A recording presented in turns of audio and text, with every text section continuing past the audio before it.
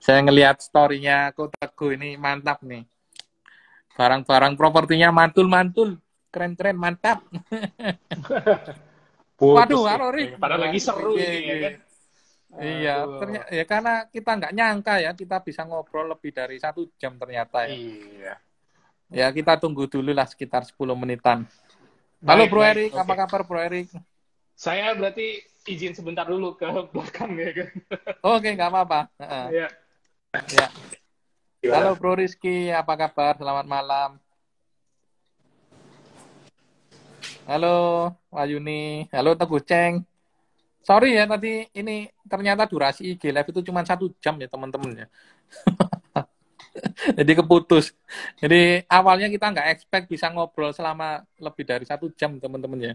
Kemarin kami ngobrol tuh ya paling ya kita IG Live ya mungkin cuman 20 sampai 30 menit maksimal. Ternyata ini bisa ngelos karena asik ya teman-teman. Oke, saya ucapkan selamat datang kembali buat teman-teman yang udah join ya. Welcome. Waduh, tambah subur aja kok kusurnya. Iya, kita udah hampir 3 tahun nggak ketemu ya, Ko Teguh ya.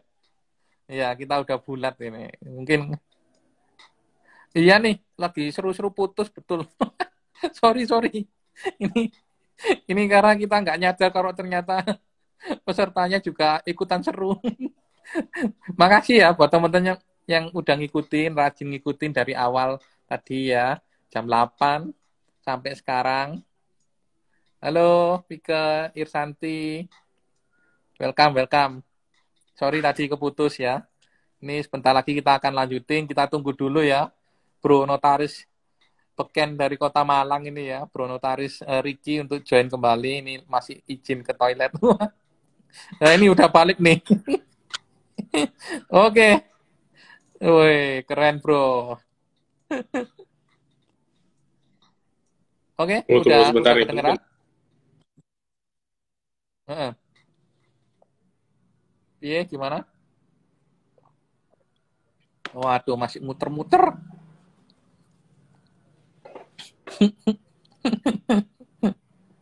Bentar ya teman-teman ya, kita tunggu Pak Ricky.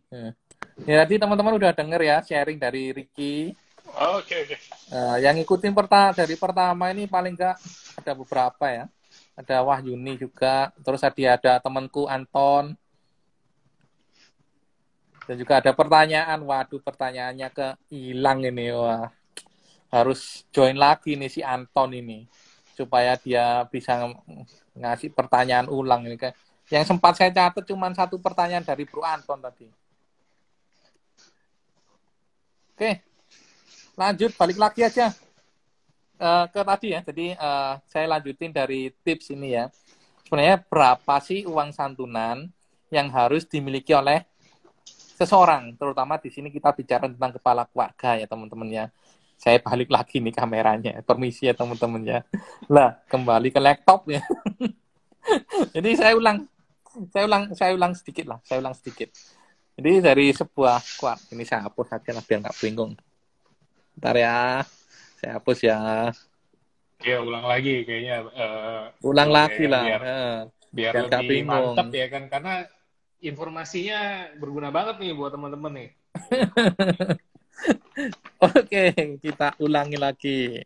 Ini teman-teman ceritanya. Saya pakai gambar segitiga ini untuk menggambarkan satu keluarga ya, satu family isinya 2 anak, terus istri plus suami.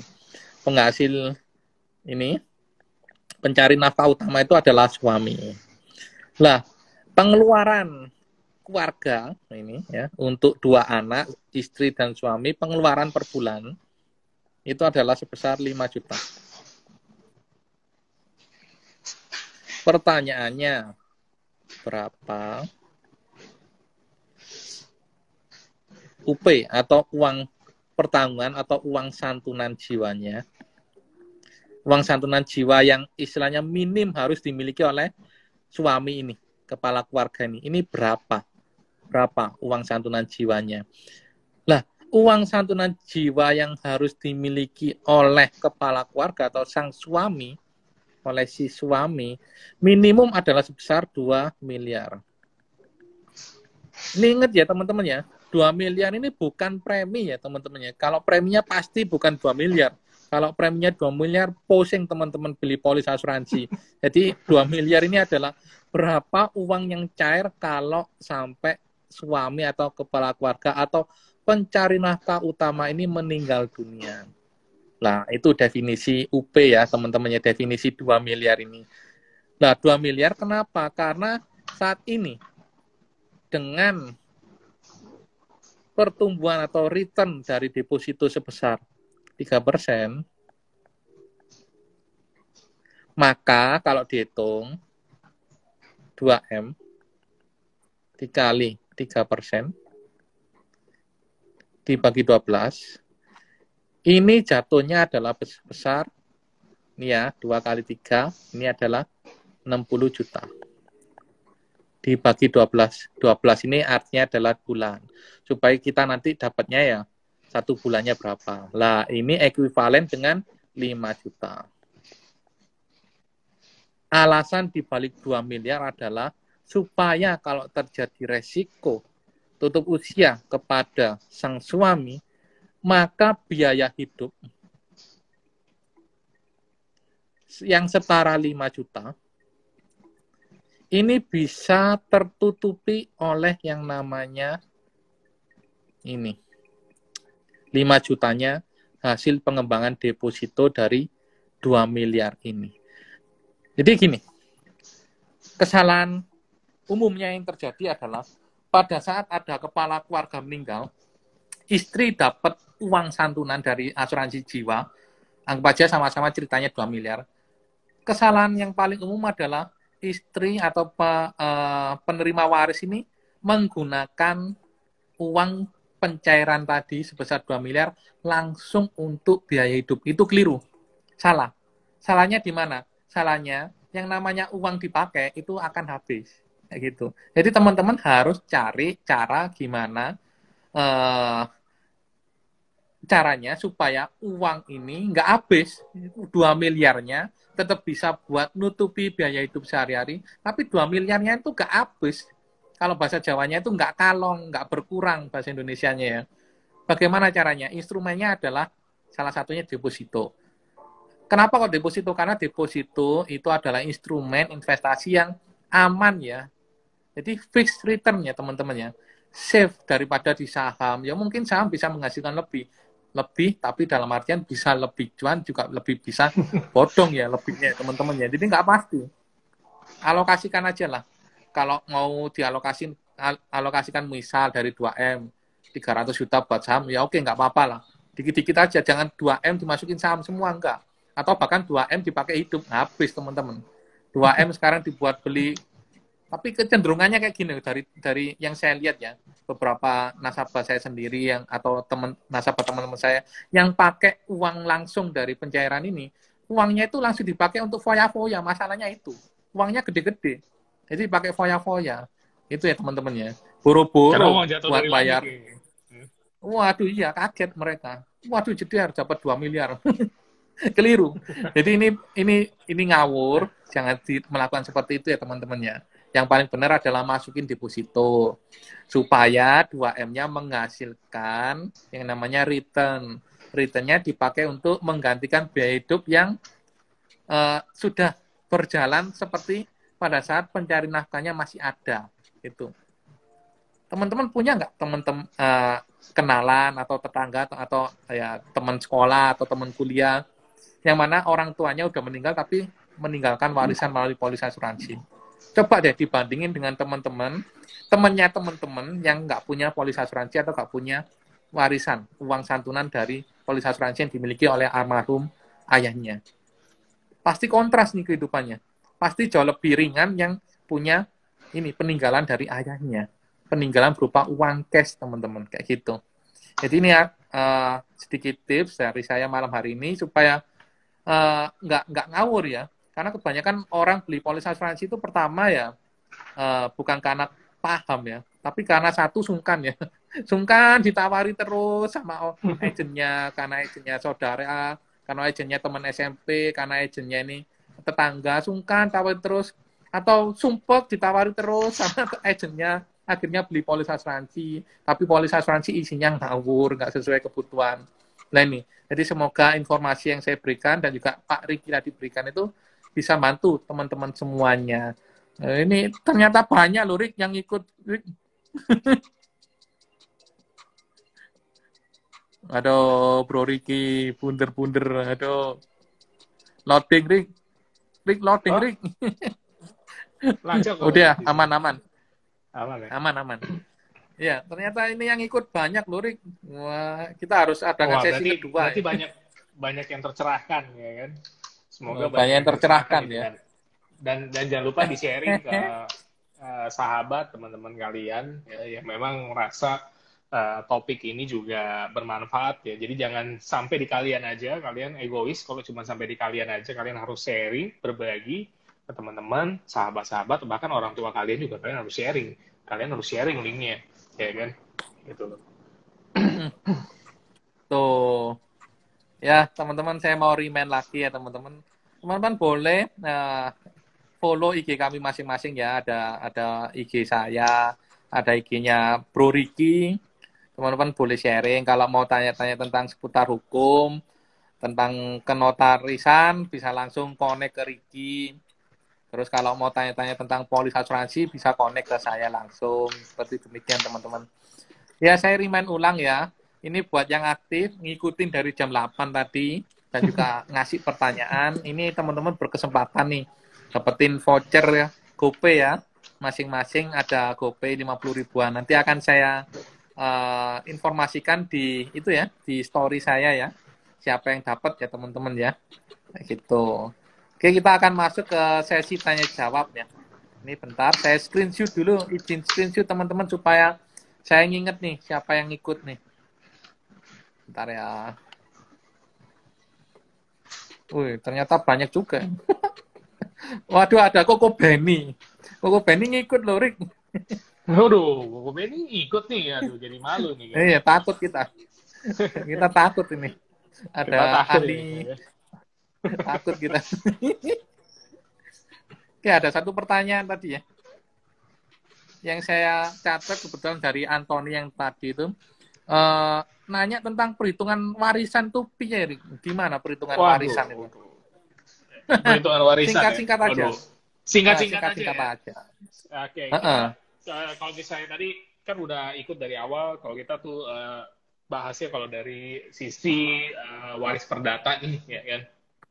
Nah, kalau dari sisi perhitungannya, ya waris perdata ini sangat simpel sekali, so simple, ya kan.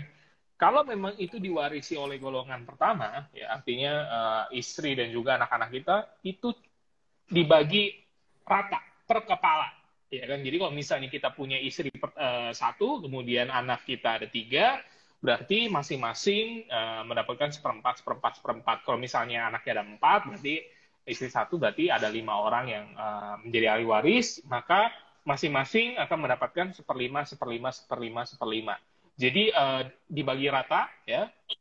Berbeda dengan pembagian dari waris Islam maupun juga waris Tionghoa yang asli ya, yang mana anak laki mendapatkan 2 bagian banding 1 dengan perempuan, tapi kalau untuk waris perdata itu cukup dibagi per kepala saja, simple, jadi per kepala satu satu satu satu, jadi nggak ada anak pertama yang tadi artinya lebih besar, anak kedua lebih kecil atau anak bontot justru paling kecil, ya itu nggak berlaku ya teman-teman. Itu hanya berlaku kalau misalnya pembagian angpau aja ya, kalau pas Imlek ya itu biasa yang paling kecil dapatnya juga kecil gitu. Kalau yang gede dapatnya angpaunya lebih besar gitu. Tapi kalau dalam hal waris per kepala gitu. Bukannya Oke, pembagiannya itu 50% istri, 50% kita baru kita ke kita anak-anak. ngomong konteksnya warisan ya. Bro Anthony, kalau kita ngomong soal 50% itu soal pembagian harta gono gini. Jadi kalau pembagian harta gono gininya itu memang harus dipisah dulu 50% karena gono gini, 50% lagi itu yang dibagi untuk warisan. Begitu. Konteksnya seperti itu, ya kan? Karena ada gono gininya itu. Makanya harus dipisahkan 50%. Tapi kan sulit ya memisahkan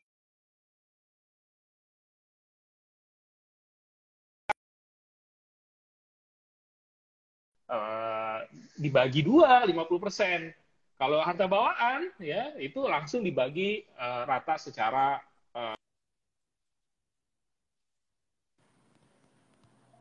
semoga menjawab ya kan. Semoga jelas dan menjawab gitu. Ya kan? Gimana Pak Antoni? Udah jelas Gitu. atau gimana?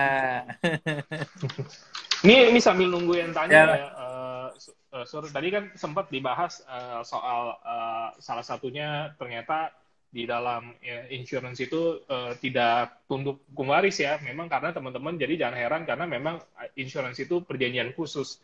Jadi jangan berbeda. Kita harus kesampingkan soal hukum waris. Kemudian juga bisa langsung menunjuk tadi soal langsung menunjuk oh ini langsung penerima warisnya anak kedua, anak ketiga ya untuk penerima manfaatnya gitu ya, Surya. Nah ini juga penting juga sih dalam perencanaan, misalnya apalagi nih ya, banyak kan kalau yang keturunan Tionghoa kan buka usaha nih Sur, ya, buka usaha misalnya bengkel gitu ya, bengkelnya kan ya. cuma satu nih ya kan, anaknya ada tiga gitu ya kan.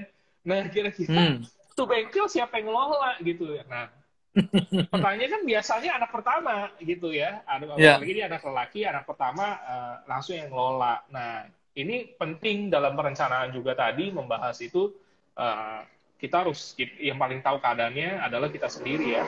Kira-kira bagaimana ya. anak kedua kita gimana, anak ketiga kita gimana? Ya kan, apakah mampu mandiri atau memang belum mandiri? Ya kan nggak mungkin ya bengkelnya dibagi tiga, sudah dipasang sekat gitu kan nggak mungkin ya, bengkel A, bengkel Betul. B, bengkel C gitu kan ya kan. Nah, ini juga jadi salah satu langkah yang bijak menurut saya dilakukan yaitu tadi ya mungkin dengan kalau misalnya dikasih mungkin dengan UP ya kalau kalau kalau setahu saya ya Sur ini dikoreksi kalau memang ternyata salah biasa apa yang kita bayarkan ke insurance biasa lebih kecil ya daripada apa yang kita terima ya. Misalnya Ya, kita mungkin bayar secara keseluruhan misalnya 100 juta, mungkin yang kita terima manfaatnya 500 juta ya.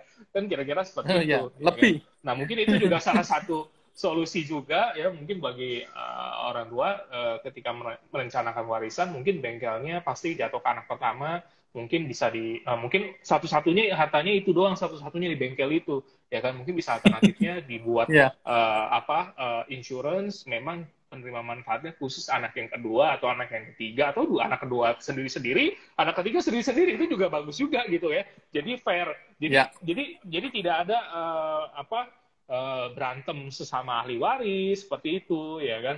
Jadi itu dirasa salah satu alternatif cara solusi yang mungkin tadi Bro Surya sudah sampaikan juga yang bisa diambil supaya ahli waris ini tetap rukun, tetap saling saling ini kan ya rasanya nggak enak ya kalau kita nggak kenal aja kadang-kadang kita nggak enak kok melihat cerita-cerita yang Ya, berantem ya soal warisan ya kan gitu loh betul. ya kan. Nah kalau Berebut. misalnya dibikin seperti itu sih kalau menurutku ya Sur itu salah.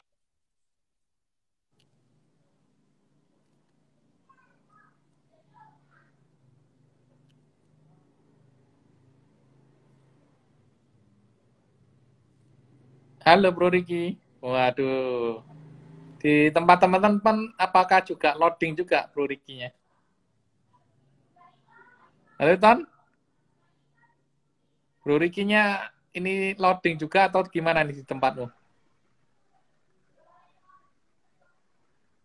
Saya lancar-lancar Bro, aja sih. tadi sempat muter-muter Bro. Oh, Sempat oke. loading ini koneksinya. Sempat loading ya? Lama Heeh. nggak? 2 menitan. Wah, 2 menitan. Heeh. Waduh. Ya, jadi intinya, aduh, berarti gimana ya? Intinya dalam perencanaan itu kita harus wise ya, harus wise.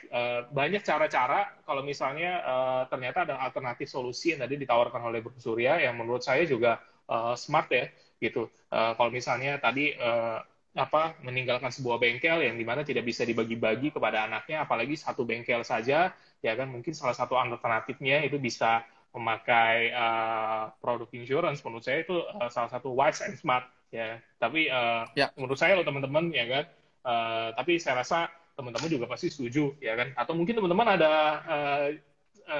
smart yang lain mungkin ya itu boleh juga di sharing buat kita kita ya kan untuk nambah pengetahuan juga buat kita ya kan. Kalau misalnya Ini lanjutin Anthony ya, Sur. Kalau soal rumah yang Ya, nggak dibagi apa-apa. biasanya dihitung secara nilai jual, ntar anak-anaknya yang mau berbagi duitnya.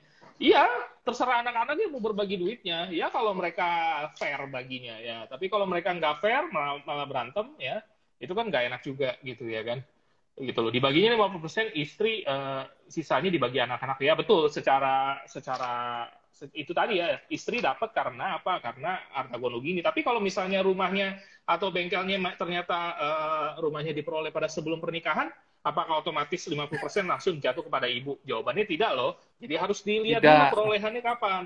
Sebelum perkawinan atau sesudah perkawinan. Tapi kalau yang Bro Antoni bilang 50% itu diperoleh sepanjang perkawinan. Tapi kalau memang itu sebelum perkawinan, itu langsung dibagi rata per kepala. Ya kan, berarti kalau misalnya ibu dan anak-anaknya dibagi sama rata.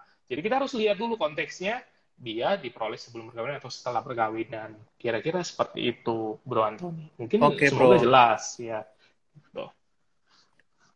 Ya, ini juga ada satu cerita ya. Cerita tentang pencairan uang santunan meninggal dunia ya. Nah, kan saya tadi kan sempat sharing nih ceritanya. Kan Bapak A udah milih. Anak pertama 50%, anak kedua 50%. Nah, ini dulu ada cerita.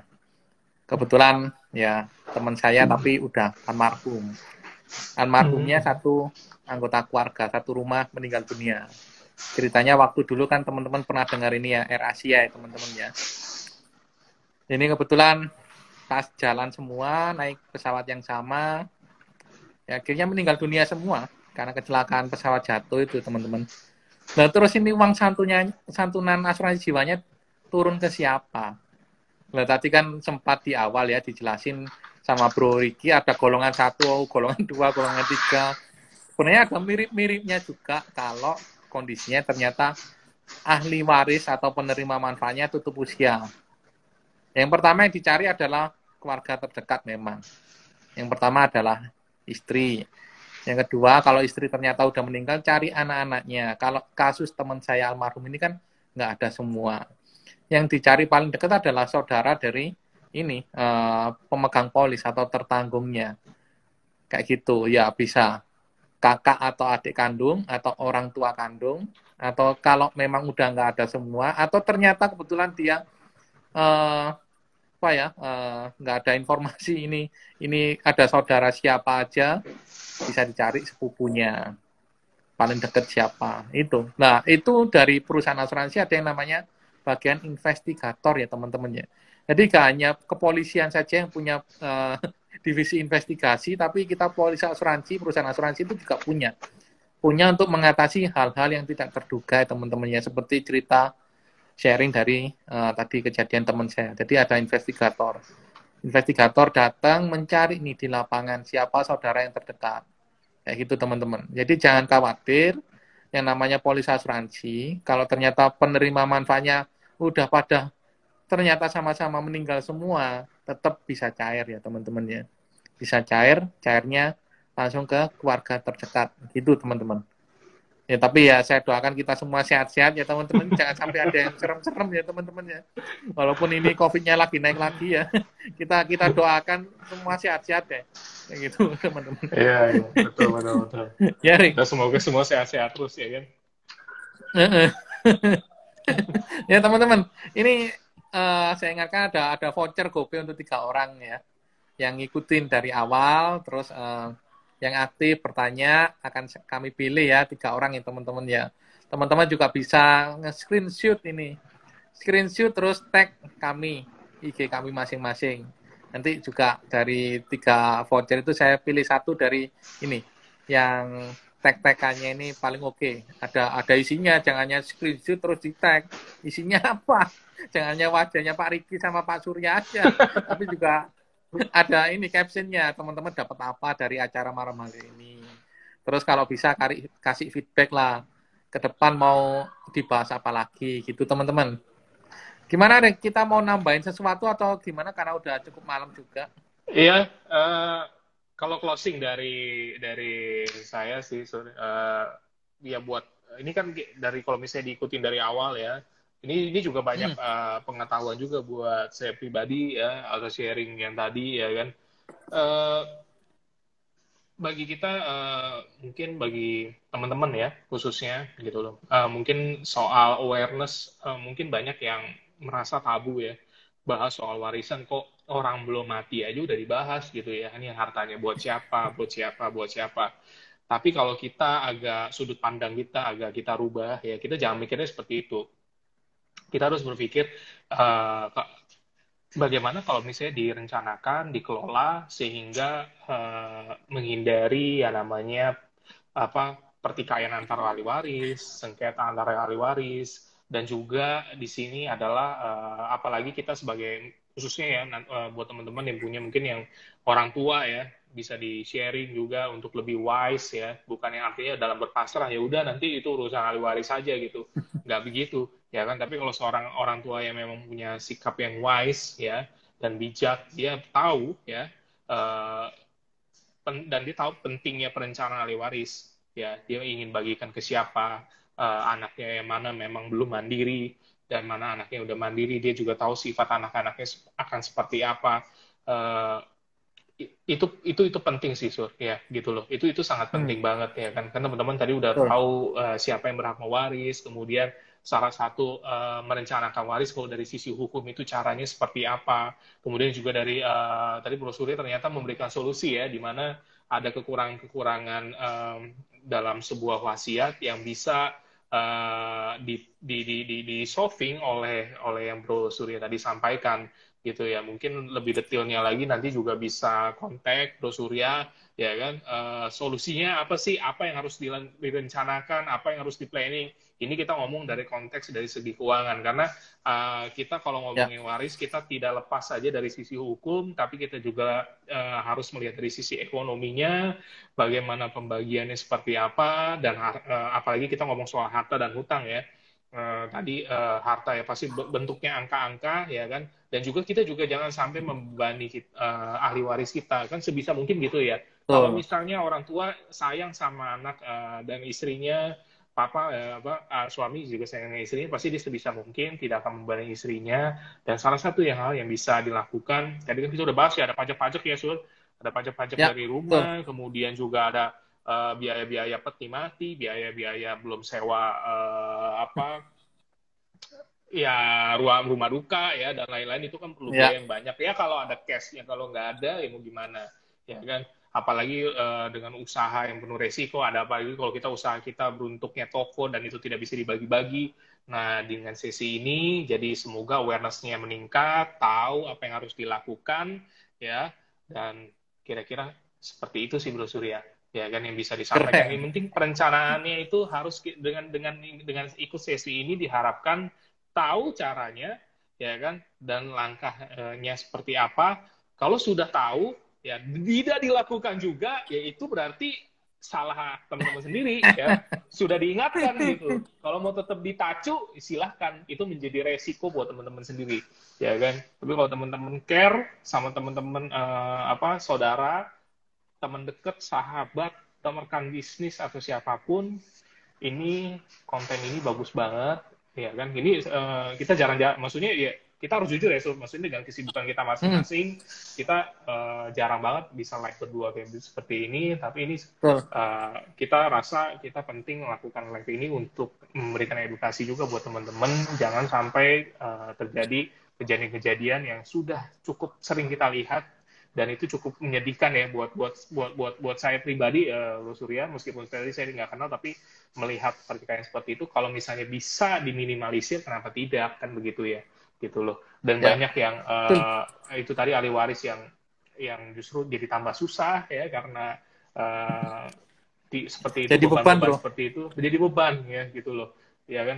Itu juga sedih gitu ya kan dengarnya seperti itu. Nah kalau ada jalan keluarnya yang tadi Bro Surya berikan ya kenapa tidak, itu semuanya kan baik kalau menurut saya ya kan Ya, gitu loh, itu betul. semua baik, why not. Ini kan bukan merugikan kan begitu ya.